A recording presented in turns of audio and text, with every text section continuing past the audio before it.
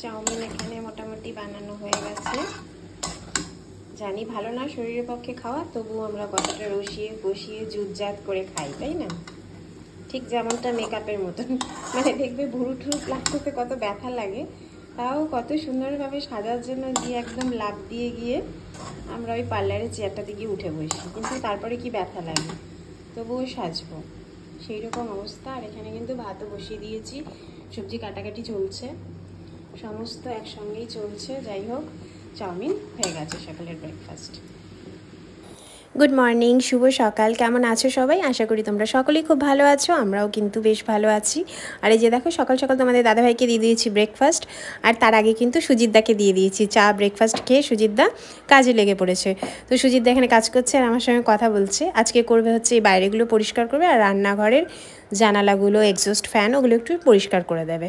তো সেই জন্য সুজিতদা কালকেও করে গেছিলো একটুখানি কাজ, আবার আজকে এসেছে, কিছুটা বাকি আছে তার জন্য। আর কাজ করছে আর এখানে আমার সঙ্গে গল্প করছে। ঝড় হবে আরো। হ্যাঁ, এই বছর ঝড় যেরকম গরমও সেরকম পড়বে। দাঁড়াও, রান্না বান্না করছি তাড়াহুড়ো করে। এখানে করবো ডিমের ঝোল। সকাল সকাল রান্না করছি কেন বলো? সুচিতদা আবার রান্নাঘরে জানলা ঠান্ডাগুলো আজকে পরিষ্কার করবো। পুঁইশাকের চচ্চড়ি করছি। চলো তাড়াহুড়ো করে ভীষণ রান্নাটা করছি। রান্নাটা হয়ে গেলে রান্নাঘরে জানলা, তারপরে ওই এক্সস্ট ফ্যানের ওই জায়গাগুলো সব পরিষ্কার করাবো ভাবছি সুজিতদাকে দিয়ে। জন্য এখানে ডিমের মশলা কষানো চলছে। এখানে পুঁইশাকের তরকারি প্রায় হয়ে এসেছে, নামাবো।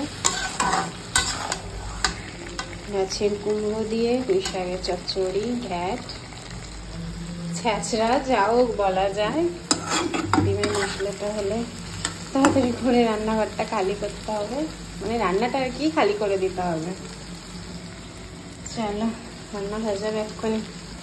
তো এই যে দেখো, আজকে দুপুরের এগুলোই রান্না বান্না করেছি, আর অনেকটা তাড়াহুড়ো করে করেছিলাম, কারণ সুজিতদা বললামই রান্নাঘরটা আজকে একটু পরিষ্কার করবে, রান্নাঘরের জানালাগুলো, তারপরে এক্সস্ট ফ্যান ট্যানগুলো।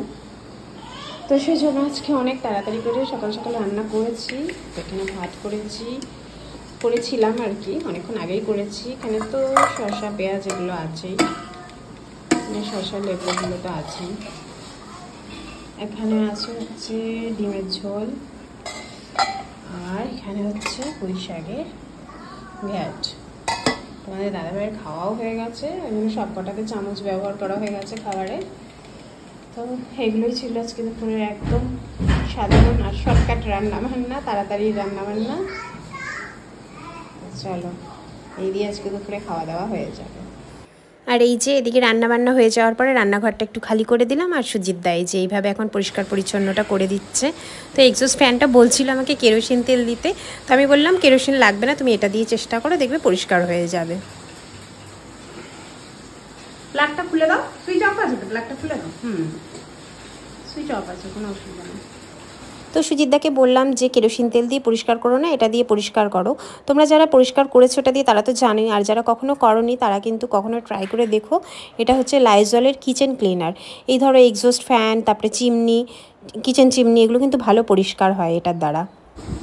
তো তোমাদের দাদাভাই এখন খেয়ে দিয়ে ডিউটিও চলে যাচ্ছে দুপুরের শিফটে। এই যে স্যার যাচ্ছেন ডিউটিতে। হাতটা না বেরোচ্ছে না, দাঁড়াও। এই যে স্যার এখন যাচ্ছেন ডিউটিতে। গরমে রোদে এখন তো তবু যেমন তেমন, কিছুদিন পরে আবার সানগ্লাস টুপি, টাটা। চলে গেল ডিউটিতে, তোমাদের দাদাভাই চলে গেল ডিউটিতে। দেখো, দুপুরে খাওয়া দাওয়া হয়ে যাওয়ার পরে গুল্লু ওই ঘরে ঘুমোচ্ছে, মেকি কিছুতেই ঘুমোয়নি, তাই এখন ড্রয়িং করছে। স্যার দিয়েছে এগুলো প্র্যাকটিস করতে, এখন বসে বসে প্র্যাকটিস করছে। আমি বললাম ঘুমোস নি যখন, ড্রয়িং কর বসে বসে, তো বসে বসে করছে ড্রয়িং। এখন প্র্যাকটিস করে রাখো। পার্পল কালার, হ্যাঁ করো। স্যার দিয়েছে এগুলো আর কি, ফ্রুট বাস্কেটে ফ্রুটগুলোকে কালার করতে, তো এগুলো বসে বসে আমি করছি। আর আমি গিয়ে ছাদের থেকে সব জামা কাপড়গুলো তুলে আনলাম, এগুলো আবার ভাঁজ করতে হবে। ও বসে বসে ড্রয়িং করছে, গুল্লু ঘুমোচ্ছে। আমি তো ঘুমোই না, ও দেখলাম আজকে ঘুমোচ্ছে না, তো বললাম ঠিক আছে বসে বসে কর ড্রয়িংগুলো। তো করছে এখন এইসব ড্রয়িং, কালার করছে। কালার টালার বাইরে বেরোয় না যেন মা, স্যার বকবে কিন্তু, বাইরে যেন না বেরোয়। বাইরে বেরোচ্ছে না। আচ্ছা ঠিক করে করো।